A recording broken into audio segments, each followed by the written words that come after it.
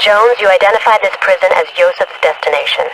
A man answering Yosef's description arrived here yesterday. The backup is here now. Who's leading them? What's their role? Captain Harrison is in command, ex-Green Beret. He's to lead the assault.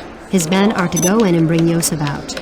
They lack an expert sniper. You are to provide cover as they go in. All right, I get to play God then. I guess that's going to be your call sign. Harrison's sign will be Moses. Awesome. Jones, your objectives are as follows. 1. Secure the ruins on the hill line above the prison. This will provide an excellent field of fire.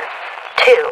Provide cover for Harrison's men as they assault. 3. Once our guys have Yosef, you will provide covering fire for the extraction. 4.